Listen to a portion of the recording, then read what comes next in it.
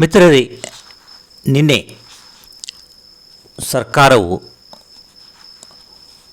1/4/2025ರಿಂದ 12.5% ವೇತನ ಪರಿಷ್ಕರಣೆ ಮಾಡಿ ಅಧಿಸೂಚನೆ ಹೊರಡಿಸಿದೆ. ಈಗಾಗಲೇ 38 ತಿಂಗಳಲ್ಲಿ ಸರ್ಕಾರ 26 ತಿಂಗಳ ಬಾಕಿ ಕೊಡುವುದಾಗಿ ಘೋಷಿಸಿದೆ. ಅದರಲ್ಲಿ 26 ತಿಂಗಳದ ಮೊತ್ತದಲ್ಲಿ 1,722 ಕೋಟಿಯಲ್ಲಿ 450 ಕೋಟಿ ಬಿಡುಗಡೆ ಮಾಡಿದೆ. ಮೂರನೇದಂದರೆ ನಿನ್ನೆ 1/4/2025ರಿಂದ KSRTC ನಿಗಮ,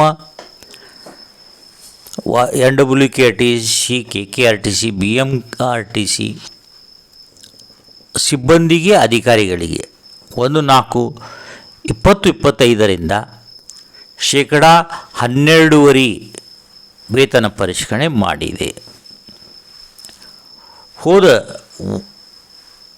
ಪರಿಷ್ಕರಣೆ 15% ಆಗಿತ್ತು. ಈ ಸಲ 12.5% ವೇತನ ಪರಿಷ್ಕರಣೆ ಮಾಡಿದ್ದಾರೆ. ಸದರಿ ಪರಿಷ್ಕರಣೆ 1 ಜುಲೈ 2026ರಿಂದ ಪ್ರಾರಂಭವಾಗುತ್ತದೆ.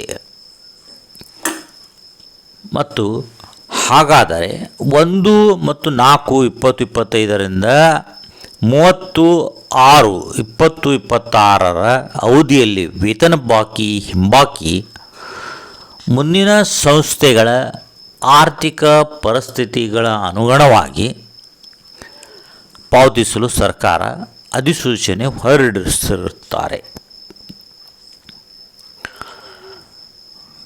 ಆದರೆ ಏತನ್ಮಧ್ಯೆ ಜಂಟಿ ಕ್ರಿಯಾ ಸಮಿತಿಯು ಎಲ್ಲ ಘಟಕಗಳಲ್ಲಿ, ಎಲ್ಲ ವಿಭಾಗಗಳಲ್ಲಿ ದ್ವಾರ ಸಭೆಗಳನ್ನು ನಡೆಸುತ್ತಿದ್ದು, ದಿನಾಂಕ 20/5/2026ರಂದು ಸಾರಿಗೆ ಮುಷ್ಕರ ಮಾಡಲು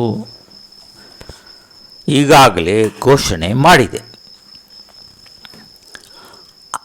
ಜಂಟಿ ಕ್ರಿಯಾ ಸಮಿತಿಯು ಈ ಅಧಿಸೂಚನೆಯ ಮೇಲೆ ಪ್ರತಿಕ್ರಿಯೆ ಕೊಡುತ್ತಾ, ಇದು ಏಕಪಕ್ಷೀಯವಾಗಿದ್ದು ಮತ್ತು ಚರ್ಚೆಗೆ ಒಳಪಡಿಸದೆ ಮತ್ತು ಜಂಟಿ ಕ್ರಿಯಾ ಸಮಿತಿ ಸಹಿ ಇಲ್ಲದೆ ಆಗಿರುವುದರಿಂದ ಇದು ಏಕಪಕ್ಷೀಯವಾಗಿದೆ, ಇದನ್ನು ಒಪ್ಪಲು ಸಾಧ್ಯವಿಲ್ಲ ಅಂತ ಹೇಳಿ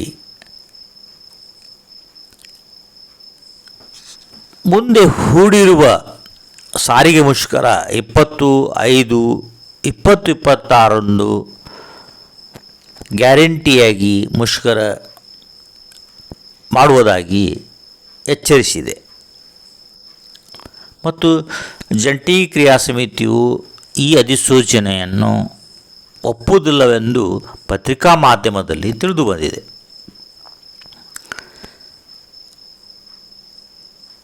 ಜಂಟಿ ಕ್ರಿಯಾ ಸಮಿತಿ ಸಾರಾಸಗಟವಾಗಿ ಈ ಅಧಿಸೂಚನೆಯನ್ನು ಒಪ್ಪುವುದಿಲ್ಲವೆಂದು ತಿಳಿಸಿ ಸಾರಿಗೆ ಮುಷ್ಕರ ಮಾಡಲು ಕರೆ ನೀಡಿದೆ.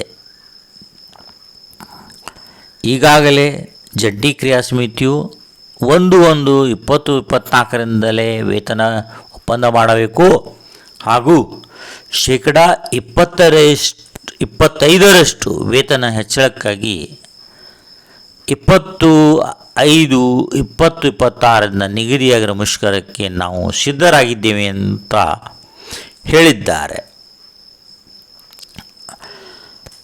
ನನ್ನ ವಿಡಿಯೋ ನಿಮಗೆ ಲೈಕ್ ಆಗಿದ್ದಲ್ಲಿ ಲೈಕ್ ಮಾಡಿರಿ, ಶೇರ್ ಮಾಡಿರಿ ಮತ್ತು ದಿನಾಂಕ 20/5/2026 ನಾವು ಕಾದು ನೋಡಬೇಕು. ಸರ್ಕಾರ ಮತ್ತೆ ಏನಾದರೂ ಒಂದು ಅಧಿಸೂಚನೆ ಹೊರಡಿಸುತ್ತಾ ಎಂಬುದನ್ನು ಕಾದು ನೋಡಬೇಕಾಗಿದೆ. Thank you for watching my video.